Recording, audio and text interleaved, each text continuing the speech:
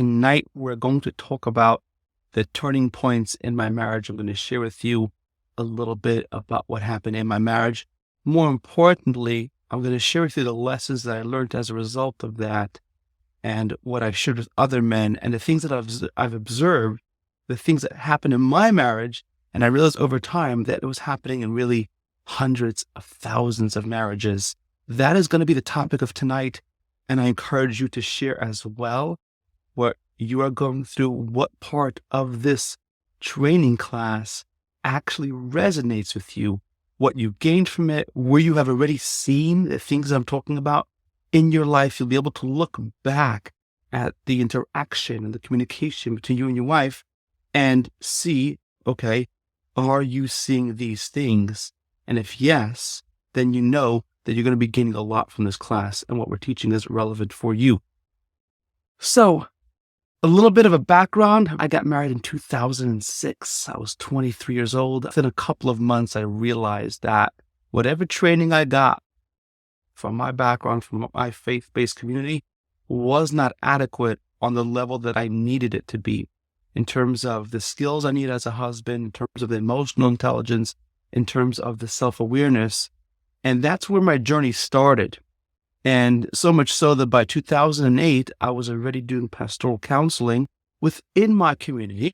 And I was helping guys premarital counseling. That was mainly what I did. It was premarital counseling. So I wasn't dealing with crisis. I wasn't dealing with major problems. I was just trying to help give guys the basics that I wish I got, basically, right? That's basically what I was doing. I started helping guys from around 2008, but this didn't become my main focus until 2018. That's where things really click. So when I talk about my journey, it's not like there was one magical moment where everything clicked. There were like several key magical. They were painful. It's hard to call them magical, but in retrospect, I can see that God really pushed me towards that path, towards that journey. And now, with the benefit of looking back at it, at 15 years, I can see that it was there to prepare me to help other men. Otherwise, I don't think I would have made it through, because it was always a goal of mine to have a great marriage. I always intuitively knew the importance of it. I knew that if I had a great marriage, it would juice other parts of my life. I would be happier. I'd be more confident. I would do a better job at whatever work I was doing. At that time, I was a school teacher for many years. And I just knew that my kids would be happier and healthier and emotionally more balanced and have more confidence and raise more wholesome kids. I always knew the benefits of a marriage, of a great marriage, but I couldn't quite figure out what would make it work. And, by 2008, that was my first lesson. Like lesson number one really happened in 2008. And I realized that it won't get better. My marriage will not get better. I will not have an amazing, passionate marriage with great communication and a great emotional connection and a high level of trust and all the wonderful things that a great marriage is supposed to come along with. I will not have that by doing everything my wife says. And that was like a major moment for me. That was like, aha. And I can't remember exactly, every step of it, but I remember the first part of it. We were going through this major miscommunication, some raising the voices as well. And I remember sitting there and thinking, because I went through the book of like Men Are From Mars and Women Are From Venus and other marriage books. And I said, it doesn't make sense. It's not applying for my marriage. It's not working. My best efforts are not working. And the first realization I had was, there's no way my marriage is going to become a dream marriage by doing everything my wife says. Okay. Let me know in the comments if you've experienced this as well. It just doesn't work. So for example, I remember my wife telling me, she wants to spend more time with me, more quality time. And that's one of the love languages. That's fine. So we spent more quality time. I took her out on dates. And I also helped around the house because I was also important to her. And then every now and then we would have these episodes. And when I say episode, it lasted for a couple of days, but it felt like years, where she would say, I don't feel connected to you. I don't feel intimately close to you. I feel empty. And I would rip the hair out of my head. And I was like, what in the world is that supposed to mean? Do you ever experience this where you're pouring your heart into your marriage and you're just not getting the results that you'd want? Basic communication, basic connection, basic dignity, basic intimacy. right? And over time, when I worked with other men and I shared this and I observed this, I noticed that there are different types of reasons why you can't involve your wife in the marriage transformation process. In some cases, such as mine, the main focus was that Malky, my wife, wanted me to figure things out. There was a deeply ingrained desire in her. You should know what to do. You should know how to be a man, how to be a husband, how to figure it out, how to figure me out, how to figure her out, right? And that's one of the reasons why you can't involve a woman, your wife, in the process. Of course, you have to involve her on some level because you want to interact with her, but you can't turn to her for guidance and follow her opinions and her decisions because, number one, if she is stuck in the marriage, she has a desire that you should figure it out very often. Number two, very often a woman feels that she already invested her heart in the marriage. She already gave it her best. How many of you guys experienced that where your wife look back in time and look at the hints? Did she ever indicate to you that she already tried? Now, if a woman believes she already tried, if you push her to work on the marriage, even if she does it, her full heart is not going to be in it. And there's simply no way you're going to have a major marriage transformation, a breakthrough, if you are trying to involve her, if in her heart she believes she already tried. Okay. Another reason is because some women already have set their agenda for separation, for divorce. And again, what I'm sharing with you is it started out in my marriage, but then since I quickly started working with other guys, even though my marriage is far from an amazing marriage, but I was already starting to help other guys because I felt that was my mission, that was my calling. So I happened to learn a lot. I'll tell you, one of the most painful things you can ever do is helping someone else's marriage while your own marriage is falling apart and it feels like hell. It's like, how in the world is my stuff helping somebody else, but somehow it's not helping me? So it was that may be a topic for another time because that was uber painful. But the point over here is that if a woman believes that she already tried, there's no point to push her because even if she agrees to participate in whatever process you want, to go to counseling, to talk, to interact, you're going to get very surface level answers. You're going to get superficial interaction, superficial effort on her part. She will not be able to invest her full heart. She will not be able to appreciate your effort. She's just not going to be able to give you helpful information and give you things that actually help. So you'll do what she wants and then she'll change the list. You know what I'm talking about? Okay. That's another reason. There are more reasons. We could go on, but that was the first fundamental lesson I learned. And that took me about 4 years, from about 2008 till 2012 to really put it together. I had to learn that lesson many times until I really gave up on trying to involve her in the process, on trying to say, hey, Malky, tell me exactly what I need to do. Because I realized that she, in her heart, that she disrespected that. She didn't appreciate it. She wanted me to know. She wanted me to pick up a little tiny hints. And she really wanted me to know it on my own, which was a skill set I had no clue even existed out there in the world. All right. How many of you guys went through a similar thing? It's pretty common. Now, that was lesson number one. Lesson number two started in 2012. So at that time, I was still working within my faith-based community. And I started transitioning into other communities, to people that were not with the same religion, or some people didn't have any religion at all. And I was helping other men. And I came across certain situations where suddenly what I was teaching and helping some guys wasn't helping other guys. And when I went deeper, I discovered that, for example, this is a very easy thing to understand. Some of the men were struggling with an addiction. It could be alcohol or a drug addiction. It could be a pornography addiction. Whatever it was, what I discovered was that if an addiction is present, nothing I teach is going to work. Nothing I teach is going to help. Nothing I teach was actually going to be able to translate into a healing, happy, thriving, beautiful marriage. What I learned was that if addiction is in the picture, it's the entire picture. That got me thinking, and I started asking myself, what could be the issue in my marriage that's blocking everything else? And I started thinking about the concept, and you've heard me talk about it. If you're here for longer than a couple of weeks, you've definitely heard me talk about marriage cancer, fundamentals and symptoms, the tree and the fruit. In every marriage, there are the problems that bother someone. Separation will bother a man a lot. A lack of connection will bother a man a lot. And then there's a thing that created the problem. And I started realizing from all the things that bother me, whether it was the intimacy or the miscommunication or the misunderstanding or the disrespect, I said, there must be something which is driving the problem, right?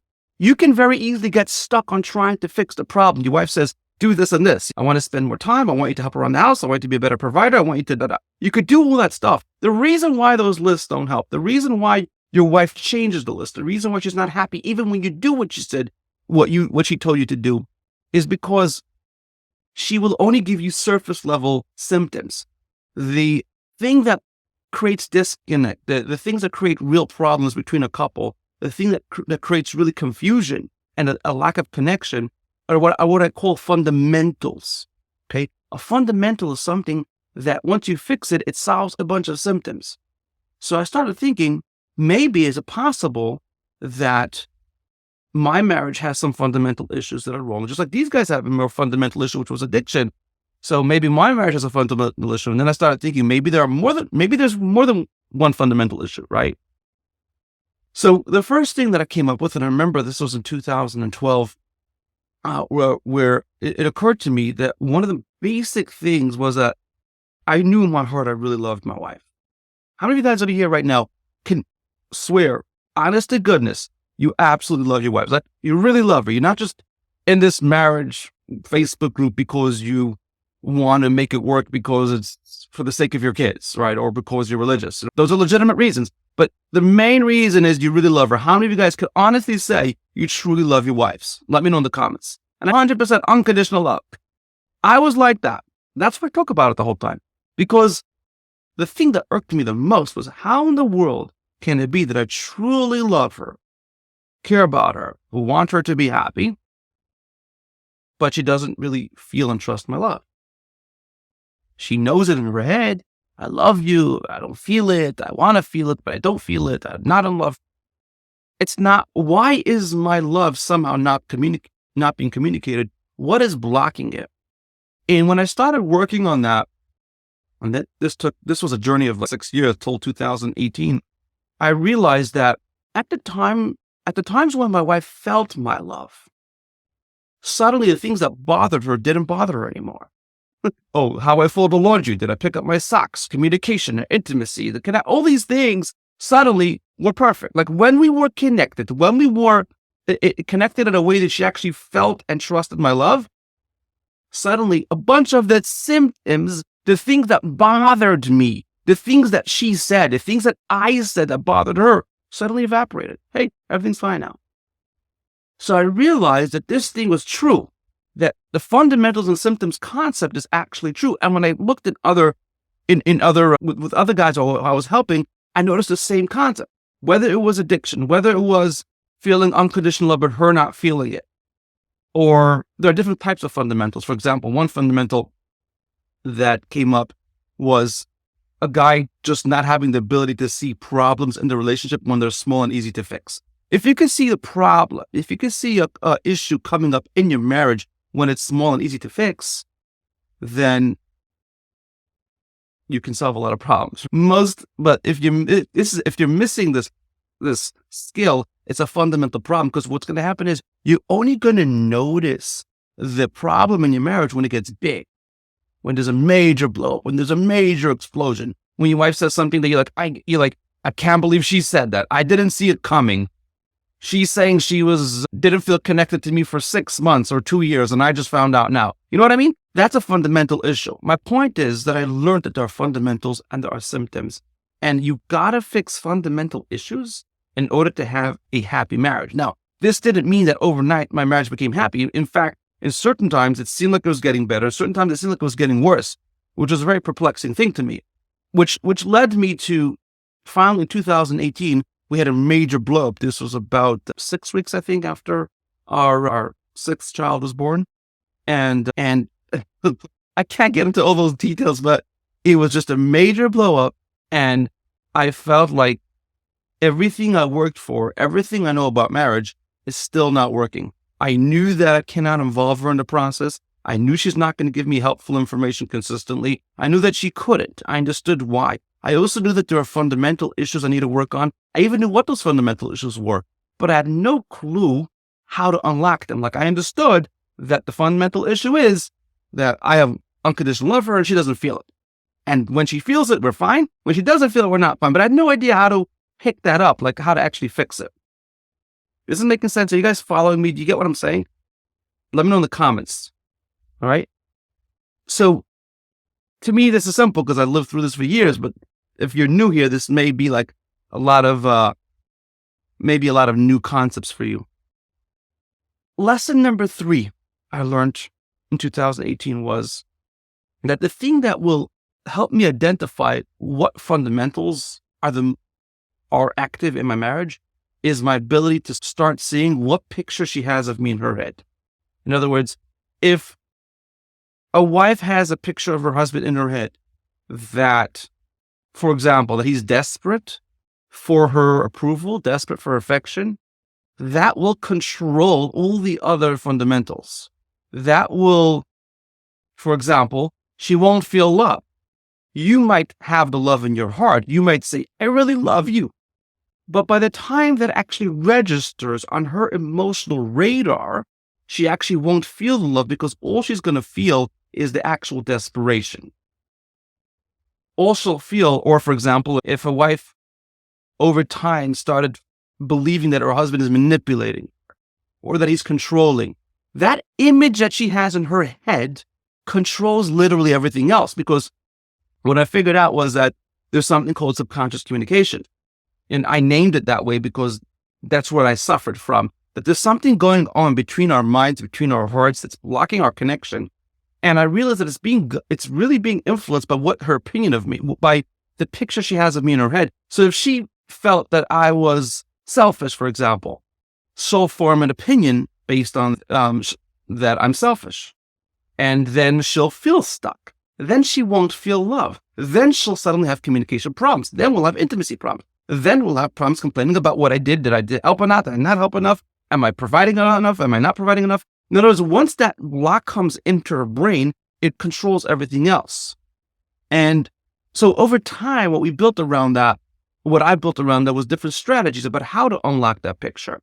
And if you've been in the group for a while, you must have heard me talk about the cat and the waiter. I'm not going to do it today, but that's where the concept came from, where there's the importance to dial in a strategy and a process and a system to start reading what is going on in her head. What am I doing that is making her think X, Y, Z?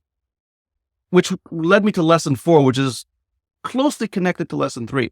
In about 2018 and the beginning of 2019, I really suddenly a bunch of things clicked.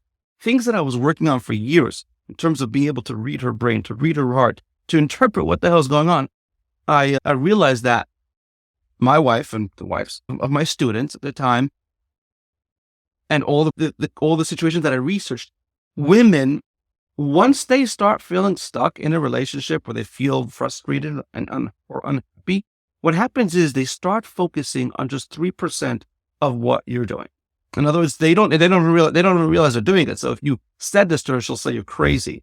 It would just cause more problems, which is why I'm saying this to men only. Women start focusing on about 3, maybe 5% of what you're saying or doing, and that becomes the cement that keeps them stuck. So you can do 95%, 97% of the things correctly. You could be a good husband, a loving husband, a caring husband, providing, telling her how much you love her, taking her out on dates and buying her stuff and helping around the house and being a good dad. The reason why it's not going to work is because without realizing it, just about all men who have marriage cancer, who have this stuck type of relationship, they inadvertently, without realizing it, they will, because I did, and I've noticed this with hundreds of guys, about 3 to 5% of what they say or do will remind their wives of all the little mistakes they made in the past. Even as you change and you become a better person, a better husband, a better man, she may appreciate some of those changes, but every time you do something or say something which reminds her of you in the past, she literally goes back into the past, and all she does is feel the past because she's stuck. So she's literally just looking at the 3%. It's like looking through a little straw. She's looking at you through a little straw. And she's looking at very little bit of what you're doing. That's where, again, I picked up this concept, the importance of being able to see things through her brain, to be able to see things through her perspective. what is that 3%, right? What is that 5%? How do I pick up that picture? Because I knew if I successfully crack that, I will know what the fundamentals issue are, what are the fundamental issues in our marriage and how to fix them and how to bring her closer without formally involving her. Like, of course you want to bring your wife closer. Of course you want a marriage that takes two. But in order to create that, does this make sense, guys? Everybody over here wants to be married to a woman. You're not married to a doll. You're married to a real live human being. So you need to interact with her. However, in order to create the connection, it does not happen from you sitting down with her and saying, hey, let's work on the marriage. Because even if she says, yes, let's work on the marriage, she has no clue how to express what are the things that will truly make her happy consistently, because it just doesn't exist. This idea of breaking down fundamentals and symptoms, breaking down the image she has in her head, figuring out the 3% is a skill that a man must develop, because all the reasons I just said before, because she wants you to figure it out. She feels that she already invested her heart. She feels stuck in her feelings, which is a separate thing. We spoke about it last week in a lot more detail. She feels stuck in her feelings. Feelings are very confusing. They're confusing to men, and believe it or not, they're also confusing to women, right? And because of that, you cannot involve her. But once I put together these strategies, these are the things that I shared with my students, and eventually I shared with my clients. So to recap the 4 lessons, number 1 was I learned you cannot base the happiness and the long-term happiness of your marriage based on what she says. You can't, and it won't be an amazing marriage just if you just follow what she tells you. Number 2, you have to get good at separating fundamentals from symptoms and focus on fixing fundamentals. The symptoms fix themselves.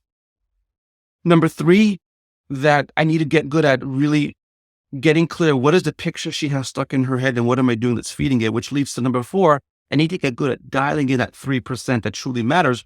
The other 97%, not only it doesn't matter, sometimes it actually makes things worse, because overdoing something can be, for example, if you overdo being a good husband, she can easily misinterpret this as desperation. Do you get what I'm saying? Guys, does this make sense to you? Overdoing too much, what I call guessing, actually communicates desperation. Sometimes it communicates manipulation in her mind. So you mean when her mind it registers as manipulation. I'm giving you easy examples because for beginners, it's the easiest thing for you to understand. Ultimately, what I've found over time that in order to build a long-term happy marriage, to get out of the insane cycle of the ups and downs, you really need a process. You need a strategy. You need to understand the strategy. You need to be committed to the strategy, because otherwise what you're going to do is going to seem to your wife like you are manipulating her. So for guys who want to explore what it looks like to get my support, get my guidance and feedback and troubleshooting, to turn around your marriage and to interact with your wife and communicate with her and to make the changes, critical changes necessary to identify the 3%, to pick up the image on her head, to really focus on fundamentals, and essentially to reverse marriage cancer, which we've spoken about many times. So you can comment turning point, and then someone on my team will reach out to you and take it from there. I would love to hear from you. What are your biggest takeaways from this lesson? What was the biggest aha moment? What is the biggest clarity you got as a result of this video? Whether you're here for a long time or whether you're new to our group, I'd love to hear what are your distinctions? What did you gain? And where did you see these things in your marriage? Where did you see that there were fundamentals and symptoms, or at least you were aware of the concept of fundamentals and symptoms and that you try to figure it out? Where did you see that the image that she has of you stuck in her head is what's getting in the way?